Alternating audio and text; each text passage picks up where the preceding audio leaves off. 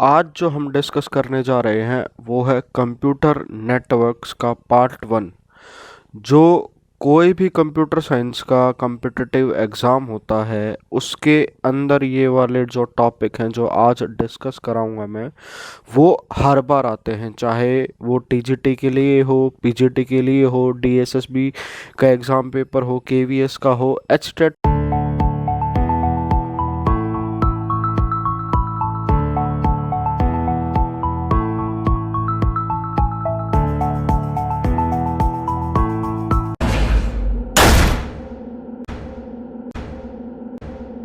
Hello everyone, मैं हूं सुमित कुमार नागर और कंप्यूटर गुरु हम में आपका स्वागत है।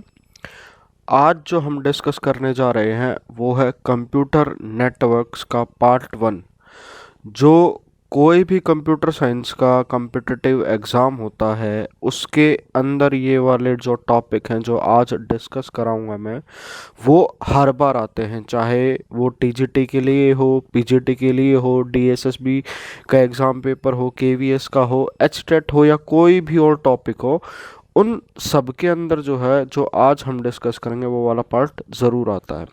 तो मैं आप सबसे रिक्वेस्ट करूंगा कि आज वाला पार्ट जो आप बहुत ध्यान से सुने और लेक्चर शुरू होने से पहले आप चैनल को सब्सक्राइब कर लें अगर आप चैनल पर नए हैं, और साथ साथ में बेल आइकन ज़रूर प्रेस कर दें जिससे आने वाले कमिंग लेक्चर्स की सारी अपडेट आपको मिलती रहे। और साथ में अगर आपको जो कंटेंट है वो अच्छा लगे उसके लिए लाइक का बटन ज़रूर प्रेस कर दीजिएगा। अगर आपको कोई भी डाउट या कुछ और होता है तो उसके लिए आप कमेंट ज़रूर कीजिएगा। मैं कोशिश करूँगा अगर आपकी कोई भी प्रॉब्लम आती है उसको जितनी जल्दी हो सके उतनी जल्दी रिजॉल्व किया जा सके। और साथ साथ अगर आप ये चैनल की सीरीज़ पे डीएसएसबी या कंप्यूटर साइंस एग्ज़ाम की अगर तैयारी कर रहे हैं तो कंप्यूटर गुरु हब को आप फेसबुक, यूट्यूब और टेलीग्राम तीनों के ऊपर जो है ढूंढ सकते हैं। अगर आपको कंटेंट चाहिए, ई कंटेंट चाहिए, कोई बुक चाहिए या पीडीएफ चाहिए जिसकी आपको तैयारी करनी है, तो कंप्यूटर गुरु हब के टेलीग्राम चैनल को ज़रूर ज्वाइन कीजिएगा, जहाँ पर मैं जो है अलग अलग कंटेंट जो कंप्यूटर से रिलेटेड है वो सारा अपडेट करता रहता हूँ। तो चलिए करते हैं शुरुआत। सबसे पहले डिस्कस करते हैं हम कंप्यूटर नेटवर्क के बारे में। देखो, सबका अपनी अपने एग्ज़ाम प्रिपेयर कराने का तरीका होता है।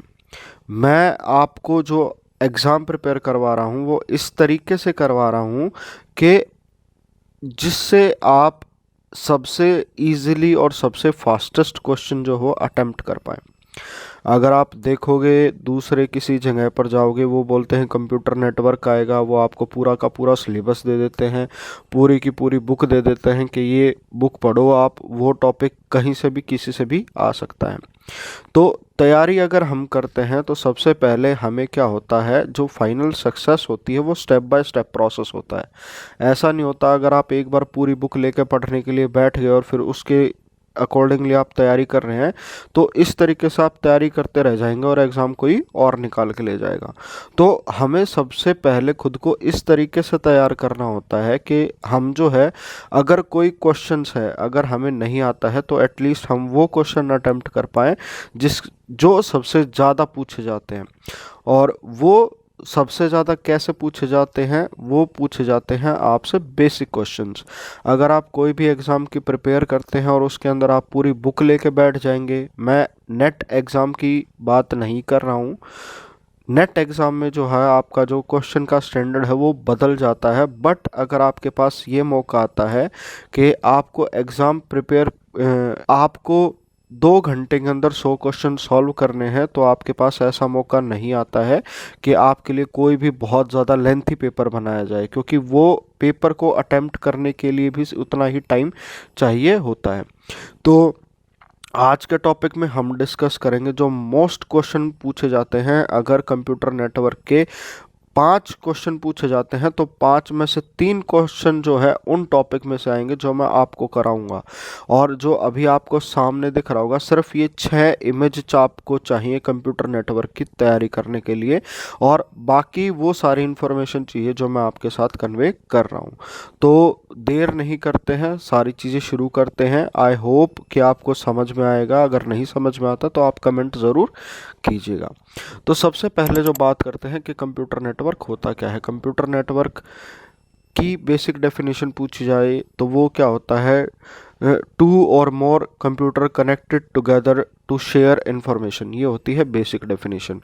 बेसिक डेफिनेशन आपके एग्ज़ाम में नहीं पूछी जाती, ना आपके एग्ज़ाम में कोई भी डायग्राम आता। आपके एग्ज़ाम में आता है एक तरफ क्वेश्चन आएगा, उसका आपको आंसर अटेम्प्ट करना होता है। बट कंप्यूटर नेटवर्क स्टार्ट करने से पहले अगर आपको बेसिक नॉलेज भी नहीं है तो मैं आपको बता देता हूँ कि कंप्यूटर नेटवर्क जो है वो इस तरीके से रिप्रेजेंट किया जाता है, जिसमें एक पार्ट इंटरनेट का होता है, फिर उसके अंदर स्विच लगा होता है, मॉडेम लगा होता है, वायरलेस राउटर लगा होता है, सर्वर कनेक्टेड होता है।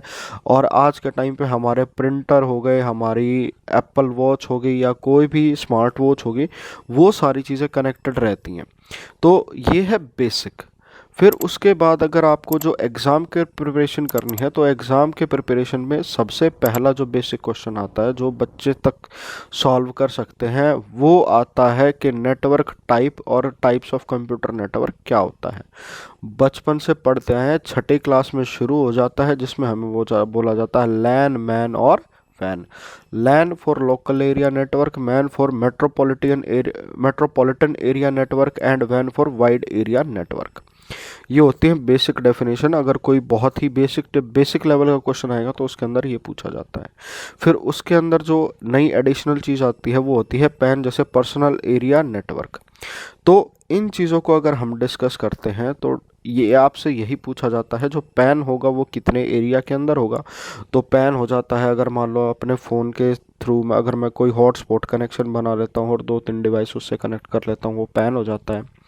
अगर मैं किसी ऑफिस में काम कर रहा हूँ और एक बिल्डिंग के अंदर मान लो सारे कंप्यूटर कनेक्टेड हैं, आज के टाइम पे आपने देखा होगा कि स्कूल में हर कोई सीसीटीवी कैमरा से कनेक्टेड हो जाता है, जो हम सारा इंटरनल स्ट्रक्चर बना लेते हैं, तो वो भी लैन का पार्ट बन सकता है। मैन होता है कि जैसे आपका जो केबल टीवी आते थे पहले, केबल का नेटवर्क होता था एक शहर में, वो हर जगह केबल की वायर बिछा लेते थे, लोगों के टीवी चलते थे। और आज के टाइम पे जो हो रहा है वो ये हो रहा है कि नेटवर्क प्रोवाइड करवाता आपको, जैसे इंटरनेट सर्विस प्रोवाइडर है, वो आपके घर आके आएगा, वो लैन लगा के जाएगा और सिटी के अंदर पूरा फैल जाता है, तो उसको हम मैन कह सकते हैं। वैन को आप समझोगे कि वैन जो है वाइड एरिया नेटवर्क, यानी कि ये हमारे कंट्रोल में नहीं होता है। इनको छोड़ के बाकी जितना भी नेटवर्क बन गया, आपका मोबाइल का नेटवर्क बन गया, या जब आप इंटरनेट की कनेक्टिविटी ले लेते हैं वो वाला नेटवर्क बन गया, वर्ल्ड वाइड जो सारी चीज़ें कनेक्टेड है वो वैन में आ जाता है। यानी कि मैन को छोड़ के जिससे भी बड़ा नेटवर्क होगा वो वैन का पार्ट हो जाएगा। तो एग्ज़ाम में से अगर आपका बहुत ईजी आता है तो ये क्वेश्चन पूछा जाता है। फिर उसके बाद जो बारी आती है, उसके बाद बारी आती है हमारे जो है नेक्स्ट टॉपिक की। नेक्स्ट टॉपिक आपने पढ़ा होगा कि कंप्यूटर नेटवर्क में अगर शुरुआत करते हैं तो आपके पास दो मॉडल आते हैं, एक OSI मॉडल आता है और TCP IP मॉडल आता है। जो क्वेश्चन पूछा जाता है 5 में से 3 क्वेश्चन जो है वो इसके अंदर ही शुरू होकर ख़त्म हो जाते हैं। इसके अलावा अगर मैं बात करूँगा, जो नेक्स्ट कमिंग लेक्चर है मैं उसमें आपके साथ डिस्कस करूंगा जो हमारी प्रोटोकॉल होती है, वो सारी चीज़ें, जो बिट रेट, बॉड रेट होती है, और उसके ऊपर जो एक न्यूमेरिकल आता है जो KVS लेवल का या नेट के लेवल का हो जाता है, जो पहले जब स्टार्टिंग में नेट का एग्ज़ाम होता था तो पेपर 2 में आता था, वो क्वेश्चन मैं आपको कमिंग लेक्चर में डिस्कस कराऊंगा। बट आज के लेक्चर में मैं आपको वो सारी चीज़ें क्लियर करा दूंगा जो TCP IP मॉडल में आती हैं। और आप अगर ये उठा के देखेंगे, कोई भी प्रैक्टिस पेपर, HTET का एग्ज़ाम या कोई भी प्रीवियस पेपर का एग्ज़ाम मिलेगा तो इससे बाहर क्वेश्चन वो आपको नहीं मिलेगा जो आज मैं कराऊंगा। तो दो मॉडल आपने सुने होंगे, TCP IP model. OSI model जो है वो 7 लेयर का होता है और TCP IP मॉडल जो है 4 लेयर का होता है। तो एक क्वेश्चन ये बनता है, सबसे पहले बेसिक अगर आता है, OSI मॉडल में कितनी लेयर होती हैं? OSI मॉडल में 7 लेयर होती हैं, TCP IP मॉडल में 4 लेयर होती हैं।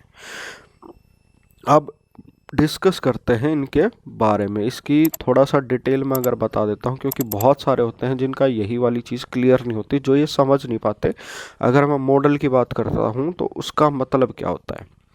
तो मॉडल एक्चुअल में क्या होता है, जो OSI मॉडल है वो आपका एक कंसेप्चुअल मॉडल है। कंसेप्चुअल का मतलब है एक कंसेप्ट हमने बता दिया है जो यूनिवर्सल रखा हमने, और उसके साथ हम सारी चीज़ें डिस्कस करते चले गए। टीसीपी आईपी मॉडल जो है आपका एक्चुअल में वर्किंग मॉडल है। इसी तरीके से अगर मैं एग्जांपल दे दूं आपका, अगर मैं बात करता हूं टीसीपी आईपी मॉडल की, तो अगर आप इंटरनेट के थ्रू कनेक्टेड हो जाते हैं और आप नेटवर्क को एक्सेस करते हैं तो आप टीसीपी आईपी मॉडल में होते हैं। उसके अलावा अगर आप नेटवर्क यूज़ नहीं करते हैं, यानी कि आप इंटरनेट का यूज़ नहीं करते हैं, दो कंप्यूटर को आपस में आपने जोड़ा हुआ है, तो वो जो कनेक्शन बनेगा वो बनेगा ओएसआई मॉडल के थ्रू। जो हमने जो स्टार्टिंग में कंसेप्ट बनाया था, कंसेप्ट में हमने 7 अलग अलग लेयर बना ली कि हर एक चीज़ का जैसे जैसे फंक्शनैलिटी हुई कि हम जिस तरीके से आपका कम्युनिकेशन चलेगा उसके हिसाब से एक एक फंक्शनैलिटी अलग होती चली जाएगी, और उसके कॉरस्पॉन्डिंग जिस जिस फंक्शनैलिटी के ऊपर है हमने हर एक लेयर का नाम दे दिया। तो ओएसआई में अगर आपसे जो क्वेश्चन पूछा जाता है तो कई बार ये पूछा जाता है कि ओएसआई मॉडल की पहली लेयर कौन सी होती है, सेकंड लेयर कौन सी होती है, थर्ड लेयर कौन सी होती है, फोर्थ लेयर कौन सी होती है। तो इसको याद करने का शॉर्टकट तरीका है, आप यहाँ से कर लो PDNTSPA। आपको सिर्फ ये याद रखना है PDNTSPA, यानी कि physical layer, data link layer, network layer, transport layer, session layer, presentation layer, application layer. फिर अब आपके पास जो नेक्स्ट क्वेश्चन आता है जो समझने में दिक्कत हो जाती है, जिसकी वजह से कि हमें ये लगता है कि मैंने एक लैन वायर लगाई, दूसरे कंप्यूटर में लगाई, या अपने वाईफाई से लैन के थ्रू कंप्यूटर जोड़ा और मेरा जो है इंटरनेट चलने लगा। तो ये वाली सारी चीज़ें कहाँ हो रही है, ये चीज़ें हमें पता नहीं होती कौन सी चीज़ कहाँ होती है। तो कंप्यूटर नेटवर्क सीखने में जो सबसे बड़ी दिक्कत आती है वो इसी चीज़ के लिए आती है। तो उस चीज़ का मैं आपका एक डाउट क्लियर कर देता हूँ। जो अलग अलग डिवाइसेस लगते हैं उनके कॉरस्पॉन्डिंग ये लेयर की जो हमने प्रेजेंटेशन बना रखी है। कंसेप्चुअल मॉडल है, एक्चुअल में ऐसा कुछ नहीं हो सकता, आपने बस लैन वायर लगानी है। तो उसके अंदर मैं बता दूं, तो जैसे आपकी जो पहली 4 लेयर होगी ना, ये 4 लेयर, ये सारी 4 लेयर जो हैं आपके कंप्यूटर के अंदर ही होती हैं। ये सारा मामला आपका कंप्यूटर संभालेगा। नीचे वाली जो 3 लेयर का मामला है वो जो है हमारा हार्डवेयर संभालेगा। हार्डवेयर का मतलब है जो आपने लैन वायर लगाई है, और लैन वायर को कनेक्ट करने के लिए, यानी कि आपको इंटरनेट लगाने के लिए जो जो डिवाइस लगाए हैं उसमें इन सब के साथ डील होगी। तो वो कैसे डील होती है वो मैं बता देता हूँ। अब जो आपको नेक्स्ट याद रखने की चीज़ें हैं, जो सबसे ज़्यादा याद रखने की ज़रूरत है, जो आपसे क्वेश्चन में पूछा जाता है, वो बस ये वाला चार्ट आपको अगर याद होना चाहिए तो आप इसके कंप्यूटर नेटवर्क में 5 में से 3 क्वेश्चन का आंसर दे सकते हो। तो सबसे पहले जो है हम लेयर बाय लेयर चलेंगे। तो लेयर बाय लेयर क्या होती है? PDNTSPA, याद रखना है PDNTSPA, physical, data, network, transport, session, presentation and application. फिर अगला क्वेश्चन जो आपसे ये पूछा जाता है कि जो डेटा यूनिट होती है उसका अलग अलग लेयर में क्या नाम होता है। अगर आपसे कोई क्वेश्चन पूछेगा, ये पूछा जाएगा कि मान लो data is sent via transport layer, what would you call the data unit, तो उस टाइम पर जो हमारा नाम होगा वो होगा सेगमेंट। नीचे से शुरू करेंगे तो फिजिकल लेयर में जो होता है हमारा transmission and reception of raw bit stream over physical medium. तो फिजिकल लेयर वो आ जाती है जहाँ पर एक्चुअल में हमें पता है कि कंप्यूटर में जो डेटा है किसी भी वायर के थ्रू करंट की फॉर्म में जाएगा, और वो करंट क्या होता है? Up down up down up down up down current होता है, जिसकी वजह से हम क्या है उसको बाइनरी सीक्वेंस जो है वो जनरेट कर लेते हैं। फिर इसके साथ साथ अब हमसे जो पूछा जाता है कि अगर मान लो मैं वाईफाई के थ्रू अगर कनेक्टेड हूँ तो वाईफाई के थ्रू क्या से क्या चीज़ें होंगी। फिर उसके बाद अगर ये पूछा जाता है अगर मैं नेट अपना चला रहा हूँ, तो मैं जैसे फाइबर ऑप्टिक यूज़ कर रहा हूँ तो उसके अंदर क्या चीज़ें यूज़ होंगी। तो जैसे जैसे जो मीडियम मैं यूज़ कर रहा हूँ कनेक्टिविटी के लिए, वो पार्ट बनता है फिजिकल लेयर का। तो उसके अंदर जो मेरे पास जो चीज़ें हो गई, यानी कि अगर मैं मान लो कॉपर वायर से जुड़ा हूँ, यानी कि मैंने लैन वायर लगा रखी है, तो कॉपर वायर आ जाएगा। ट्विस्टेड पेयर केबल होती है, आपको ट्विस्टेड का मतलब समझ में नहीं आएगा। लैन वायर काटोगे तो 8 वायर निकलती हैं, 2 2 करके आपस में घूमी हुई होती है, तो वो ट्विस्टेड पेयर भी हो जाता है। फिर उसके बाद जो इसमें आ जाता है वो आता है, अगर आप वाईफाई के थ्रू कनेक्टेड हो तो रेडियो ट्रांसमिशन भी उसमें ऐड हो जाता है। तो यहाँ पर ये पूछा जाता है कि अगर आपसे कोई क्वेश्चन बनता है तो फिजिकल लेयर में जो कनेक्टिविटी मीडियम क्या हो गए, वो मीडियम हो गए तीन, या तो फाइबर के थ्रू, ऑप्टिकल फाइबर के थ्रू कनेक्टेड हो गए, या आप जो है कॉपर ट्विस्टेड वायर के थ्रू कनेक्टेड हो गए, या आप रेडियो फ्रिक्वेंसी के साथ जो है वो कनेक्टेड हो गए, जो एग्जाम्पल होता है वाईफाई का। फिर उसके अंदर जो पूछा जाता है, अगर मान लो इस मीडियम से अगर मेरा डेटा जा रहा है, आपसे क्वेश्चन पूछा जाएगा अगर डेटा ट्रेवर्स हो रहा फाइबर ऑप्टिक के थ्रू तो उसकी डेटा यूनिट क्या होगी। तो इसके अंदर जैसे मैंने बताया सारा डेटा 0101, करंट अप डाउन होगा, फाइबर हो गया तो लाइट अप डाउन होगी, तो वो सारी क्या बनाएंगी, 010101 बनाएंगी। और 0101 का डेटा क्या होता है, उसको कह देते हैं बिट। तो इस तरीके से आप याद रखना है, जो फिजिकल लेयर होती है उसमें जैसे करंट अप डाउन होगा, लाइट ऑन ऑफ होगी, या जो रेडियो फ्रिक्वेंसी है वो आएगी जाएगी आएगी जाएगी, तो जो सीक्वेंस जनरेट होगा वो होगा 0 और 1 का। तो उस टाइम पर यहाँ पर जो जितनी भी इंफॉर्मेशन होगी वो बिट के थ्रू आएगी। इस तरीके से आप याद कर सकते हैं। फिर उसके बाद आ गया डेटा लिंक लेयर। तो डेटा लिंक लेयर का अगर मैं बात करूं, फिर इसको समझने का दूसरा तरीका क्या है कि जब हम किसी भी चीज़ के साथ डील करते हैं, तो कंप्यूटर में अगर मेरे को इन्फॉर्मेशन के साथ डील करता हूं तो हमेशा मैं बिट में इन्फॉर्मेशन नहीं लेता हूं। मैं क्या करता हूं, जैसे 8 बिट की मैंने एक बिट बना दी है, कंबाइन कर दिया उसको, उससे एक पर्टिकुलर मतलब जनरेट हुआ, तो वो सारी चीज़ें कंबाइन करके हम क्या कर देते हैं उसको मतलब ये लगा लो 8 बिट का, 16 बिट का, 32 बिट का, 64 बिट का जो है एक फ्रेम बना देते हैं कि एक सारी इन्फॉर्मेशन एक साथ जाएगी तो उसको पढ़ना पड़ेगा। तो वो सारा काम क्या करेगा, वो आ गया उससे अगली लेयर के ऊपर, वो आ गया डेटा लिंक लेयर के ऊपर। तो डेटा लिंक लेयर में क्या होता है, reliable transmission of data frame between two nodes connected by a physical layer. तो उससे अगला काम अगर मैं 010101 भेज रहा हूँ तो मैं ऐसा नहीं करूँगा एक एक करके भेजूंगा, मैं क्या करूँगा 32 एक साथ भेज दिए, 64 एक साथ भेज दिए, इस तरीके से डेटा जाएगा। वो डेटा जो है कंबाइन हो जाएगा। अब उसमें से मान लो कहीं पर करंट की जो है गड़बड़ होगी, वो डेटा ख़राब हो गया, तो मैं सारे के सारे 64 बिट के डेटा को दोबारा भेजूंगा। तो ये सारा काम जो करेगी वो क्या करेगी, डेटा लिंक लेयर। और बहुत सारी बिट को अगर मैंने कंबाइन करके क्या बना दिया है, एक फ्रेम बना दिया है, जो क्या होगा फिजिकल लेयर से ऊपर ही होगा।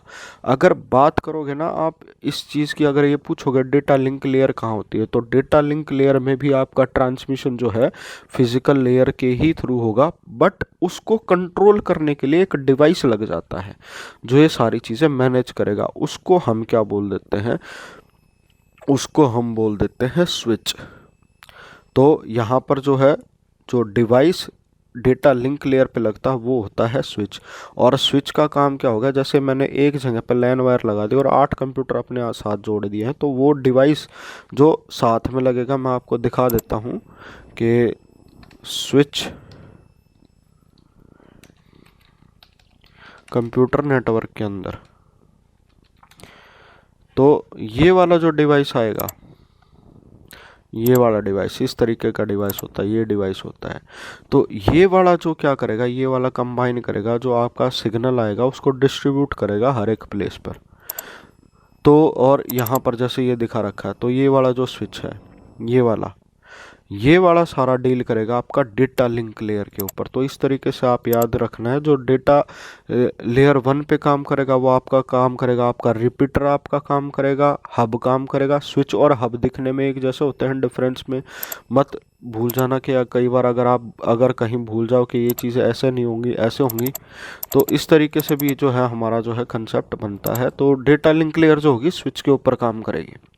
तो आपको याद रखना है लेयर 2 में क्या होगा, डेटा किसकी फॉर्म में होगा, बिट की फॉर्म में। जो डिवाइस इसके ऊपर काम करेगा वो होगा आपका स्विच। आज के टाइम पे जो हमारा वाईफाई भी होता है जिसके थ्रू मैं कनेक्ट कर लेता हूँ, वो सारी चीज़ें भी इसके अंदर आ जाएंगी। फिर आपका जो स्टैंडर्ड है, जो प्रोटोकॉल इसमें बोला गया है, जैसे एग्जांपल में IEEE 802.3, ये होता है आपका लैन वायर के लिए। अगर इसको 11 कर दिया जाएगा तो ये किसका हो जाएगा, वायरलेस लैन के लिए हो जाएगा। तो इस तरीके से आपको ये चीज़ें याद रखनी है और आप सारी चीज़ें को विजुअलाइज कर पाओगे, रिलेट कर पाओगे, तो आप समझ जाओगे। फिर तीसरा जो टॉपिक आता है वो आता है नेटवर्क। अब हमने क्या है, जो सारा डेटा है वो भेज दिया है। इसके बाद फिर हमने क्या किया है, अब मान लो जैसे सेंडर और रिसीवर अगर सिर्फ दो कंप्यूटर हैं तो सारा डेटा जो है वो इसके थ्रू जो है आपस में चला जाता है। अब नेटवर्क लेयर का काम क्या हो गया, नेटवर्क लेयर का काम हो गया अगर मान लो आपके 10 कंप्यूटर हैं और आप डेटा भेज रहे हो तो ये किसको पता चलेगा कि कौन सा डेटा किसके पास जाना है। तो वो सारा जो काम करेगा उसके लिए हमने क्या किया था, अपने फ्रेम के अंदर इंफॉर्मेशन लगा दी। जैसे हम कोई भी एप्लीकेशन लिखते हैं उसमें जिसको भेज रहे हैं उसका लिखा जाता है और लास्ट में जो है वो खुद का लिखा जाता है। तो इस तरीके से जो फ्रेम जाता है उसके ऊपर भी दो चीज़ें एड्रेस लिखी होती हैं, एक होता है सोर्स एड्रेस और एक होता है डेस्टिनेशन एड्रेस, जहाँ से ये सारी चीज़ कौन सा डेटा किसके पास जा रहा है। अब वो सारी चीज़ हम क्या करते हैं, अगर मैं मान लो नेट के थ्रू कनेक्टेड होता हूँ तो हमारे घर में एक राउटर लगता है। तो राउटर जो है ये सारी इन्फॉर्मेशन डिसाइड करेगा कि कौन सा डेटा है किसके पास जाना है और कौन से रास्ते से जाना है, किस तरीके से जाना है। रास्ते का मतलब यहाँ पर होता है, अगर मान लो आपको ने देखा होगा तो आपको लैन वायर सिर्फ अपने घर तक की दिखती है। अगर मैं बात करूँ तो पूरे शहर में और वर्ल्ड वाइड जो है वो कनेक्टिविटी होती है। तो उसके अंदर डेटा भेजने के लिए कौन कौन से पाथ के थ्रू जाएगा ये चीज़ डिसाइड करती है हमारी नेटवर्क लेयर, जो कि होती है हमारी थर्ड लेयर। तो उसका काम क्या हो गया, काम हो गया हमारा ये सारी चीज़ों को डिसाइड करना कि स्ट्रक्चरिंग करना है मल्टी नोड नेटवर्क, यानी कि अलग अलग हिस्सों में नेटवर्क कैसे पहुंचाना है। एड्रेसिंग जैसे मैंने बताया था, सोर्स एड्रेस और डेस्टिनेशन एड्रेस होता है। राउटिंग एंड ट्रैफिक कंट्रोल ये सारा होता है। जो उसके अंदर जो प्रोटोकॉल यूज़ होती है वो IPv4 होती है, IPv6 होती है। ये सारी चीज़ मैं डिटेल लेक्चर मैंने इसके बनाए हुए हैं, अगर आप मेरी वीडियोस देखोगे तो कंप्यूटर नेटवर्क के ऊपर मैंने स्पेसिफिकली जो है अलग से लेक्चर बना रखे हैं, सारी लेयर को इंडिविजुअली डिटेल में एक्सप्लेन कर रखा है। अगर आपको और डिटेल में समझना है तो आप वहाँ देखिए। तो यहाँ से जो मेरे पास क्वेश्चन बनता है वो ये क्वेश्चन बनता है कि लेयर 3 के अंदर एक तो डेटा होता है वो किस फॉर्म में होता है, वो पैकेट की फॉर्म में होता है। फिर आपसे कोई क्वेश्चन पूछा जाता है, अगर मान लो राउटिंग जो होती है वो कौन सी लेयर पे होती है, तो राउटिंग जो होती है वो 3 लेयर पे होती है। फिर उसके बाद अगर राउटिंग प्रोटोकॉल की बात कर दी जाएगी कि आपसे ये क्वेश्चन पूछा जाएगा कि ये राउटिंग प्रोटोकॉल चल रही है तो ये बताइए कौन सी लेयर पे होता है, तो ये नेटवर्क लेयर पे होता है। फिर आपके साथ जो पूछा जाता है कि IPv4 और IPv6 कौन से प्लेस पर होते हो, नेटवर्क एड्रेस पर होते हैं। फिर उसके ऊपर जो थोड़ा सा घुमा के क्वेश्चन दिया जाता है वो ये दिया जाता है कि सोर्स एड्रेस और डेस्टिनेशन एड्रेस ये है, तो कौन सा डिवाइस जो है उसके साथ डील करेगा। वो डिवाइस जो इसके साथ डील करेगा यहाँ पर जो है वो राउटर लगता है, राउटर लगेगा। और इसमें एक और चीज़ ऐड हो जाती है, अगर मैं वर्चुअल लैन के ऊपर बात करूं, अगर मैं वर्चुअल VPN के ऊपर बात करूं तो लेयर 3 स्विच, दो डिवाइस लगते हैं नेटवर्क लेयर में। एक तो आपका राउटर लगता है और एक आपका लेयर 3 स्विच लगता है। वो सारी चीज़ें किस में आ जाएंगी, नेटवर्क लेयर में आ जाएंगी। फिर उसके बाद जब मैंने ये सारी चीज़ें कर ली हैं, फिर उसके बाद जो अगली लेयर आती है वो आती है आपकी ट्रांसपोर्ट। ट्रांसपोर्ट का मतलब क्या हो गया, अब मेरे को ये पता है कि सारी चीज़ें किस तरीके से जानी है, कौन सा कहाँ पर जाना है। तो ट्रांसपोर्ट का मतलब हो गया जो ट्रांसपोर्टिंग मैकेनिज्म होगा वो क्या रहेगा। इसका मतलब है कि reliable transmission of data segment between 2 points on a network including segmentation, acknowledge and multiplexing. तो यहाँ पर आपका जो आएगा वो आएगा मल्टीप्लेक्सिंग का मतलब है अगर कोई इन्फॉर्मेशन मेरे को ब्रॉडकास्ट करनी है, वो सारी चीज़ कौन संभालेगा, ट्रांसपोर्ट लेयर संभालेगी।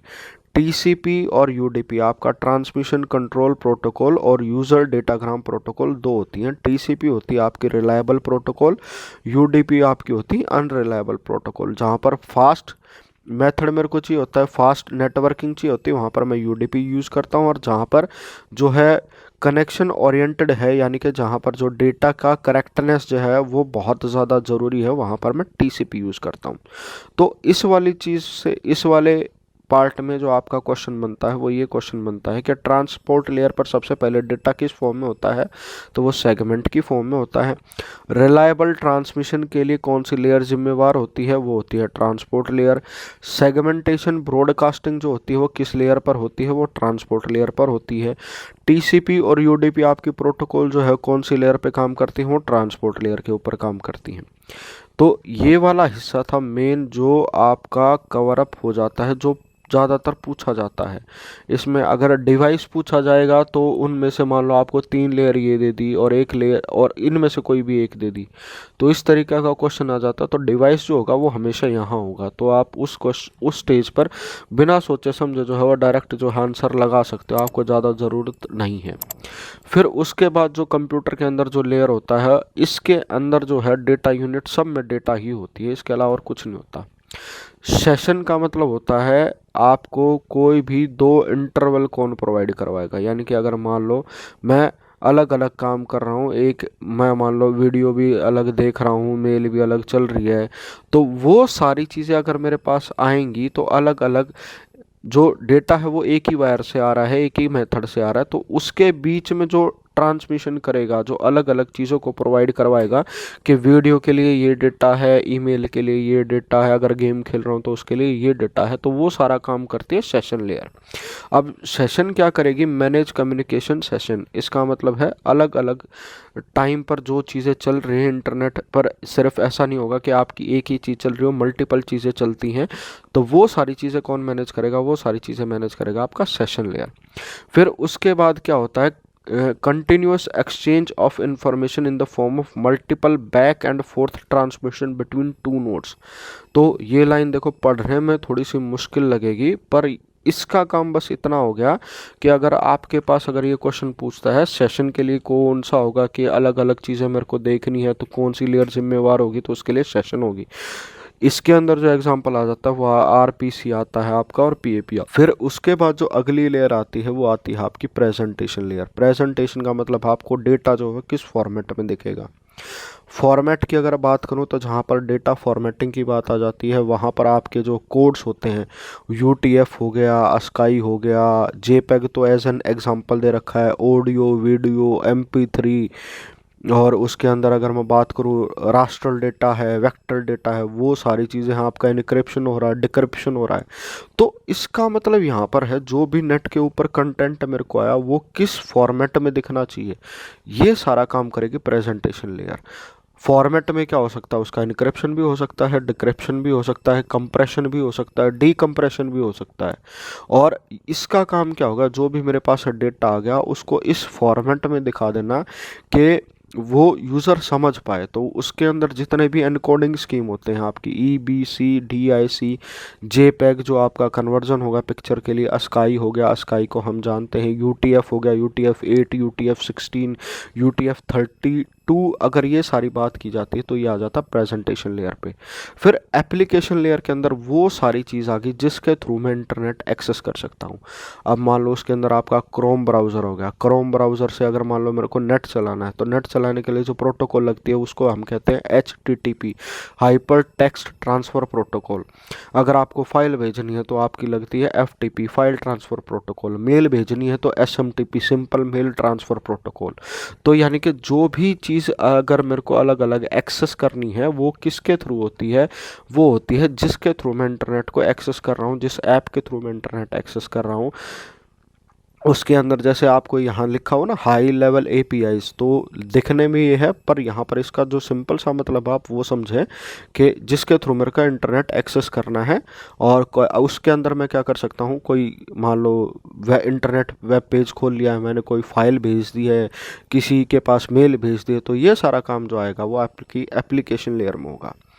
और उसके बाद अगर मैं आपसे डिस्कस करूँ, अगर आपको ये वाली इमेज क्लियर हो जाती है और आपने इस चीज़ को समझा है तो ये समझ लीजिए कंप्यूटर नेटवर्क के 5 में से 3 क्वेश्चन जो आपके कंप्लीट हो जाएंगे। इसके बाद जो कमिंग लेक्चर्स होंगे उसके अंदर जो मेरा टेलीग्राम चैनल है मैं उसके ऊपर जो है इससे रिलेटेड क्वेश्चन आंसर भी भेजूंगा। अगर आपने ये वीडियो देख ली है और पूरी देख ली और समझ लिया है इसको, तो आप उन क्वेश्चंस को अटेम्प्ट करने की कोशिश करना। मैं वो क्वेश्चन भेजूंगा आपके पास जो अलग अलग एग्ज़ाम में आए हुए हैं, और फिर आप ये चेक करना जो आपने चीज़ पढ़ी है, जो समझी है, क्या वो रियली आपके लिए हेल्पफुल थी या नहीं थी। तो फिर उसके बाद अगर मैं बात करूं तो यहाँ पर जो है ये डिटेल में आ गया है ये सारी चीज़।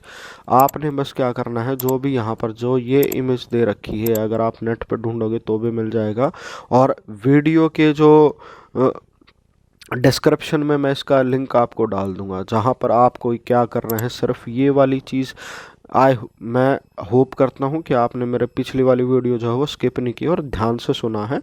और अगर आपने वो कर लिया है तो फिर उसके बाद इस इमेज का लिंक है, ये आप अपने पास हमेशा डाउनलोड करके रखिए। दिन में 2 बार है, इसको पढ़ लीजिए तो कंप्यूटर नेटवर्क का 5 में से 3 क्वेश्चन जो है आपके वो कंप्लीट हो जाएंगे। आपको कोई ऐसा नहीं लगेगा कि आप कोई चीज़ें स्किप कर रहे हो। तो एक बार से दोबारा रिवीजन और करा देता हूँ, और इसके अंदर जो है आपका जो क्वेश्चन आ जाएगा वो सारी चीज़ें आ जाएंगी। तो सबसे पहले आता है आपका फिजिकल लेयर, की responsibility, encoding, signalling, physical data transmission, hardware specific, topology and design, वो सारा आपका यहाँ पर आ गया। कॉमन प्रोटोकॉल जो होगी इसके अंदर जो है physical layer of most of the technology listed for the data link layer, तो वो ऊपर के साथ डील करेगी। तो स्कोप क्या होगा, इलेक्ट्रिकल सिग्नल जाएगा, लाइट सिग्नल जाएगा, आपका वायरलेस सिग्नल है वो भी यहीं जाएगा, और डेटा किस फॉर्मेट में होगा, वो बिट की फॉर्मेट में होगा। फिर उसके बाद बात करूँ मैं डेटा लिंक लेयर की, तो क्या हो गया, लॉजिकल लिंक कंट्रोल, ये इसकी डेफिनेशन होती है। मीडिया एक्सेस कंट्रोल, जो आपका मैक एड्रेस होता है वो ये आता है। फिर जो बिट के जो हमने कंबाइन करके एक डेटा फ्रेम बना दिया, तो डेटा फ्रेमिंग इसके अंदर आ गई। एड्रेसिंग, एरर डिटेक्शन, जैसे भी मैं चेक करूँगा कि जो फ्रेम है वो पूरा है या नहीं है, और उसकी handling. Defining requirement of physical layer, यानी कि कैसी फिजिकल लेयर में यूज़ कर रहा हूँ, उसके अंदर जो प्रोटोकॉल आ गई। IEEE 802.2, तो ये भी क्वेश्चन पूछा जाता है आपसे, ये स्टैंडर्ड मेंशन कर देंगे कि वो किसके अंदर होता है, तो वो डेटा लिंक लेयर के अंदर होता है। LLC का मतलब यहाँ पर logical link control. Ethernet family के साथ आता है जो आपका टोकन रिंग हो गया। FDDI जो होता है हमारा फाइबर के लिए होता है। CDDI जो हमारा कॉपर के लिए हो गया। IEEE 802.11 अगर आपसे पूछा जाए तो वो क्या होगा, वायरलेस लैन के लिए हो गया। अगर यहाँ पे 1 के प्लेस पर 5 हो गया तो वो ब्लूटूथ के लिए आ जाता है।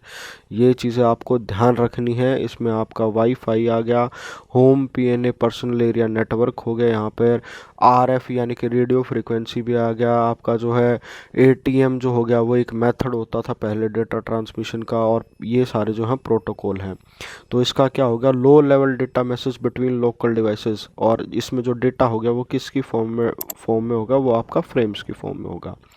फिर उसके बाद जैसे ही मैंने बताया था नेटवर्क के ऊपर जो आ गया आपका लोकल एड्रेसिंग, जो है कौन से एड्रेस पर जाएगा, राउटिंग किस रास्ते से होके जाएगा, डेटाग्राम इनकैप्सुलेशन उसको सारा कंबाइन कैसे किया जाएगा, फ्रेगमेंटेशन कैसे होगी, रीअसेंबल कैसे होगी, एरर हैंडलिंग जो है आपका फिजिकल के बाद आप हर एक पे देख लो, हर एक पे एरर हैंडलिंग होता ही होता है।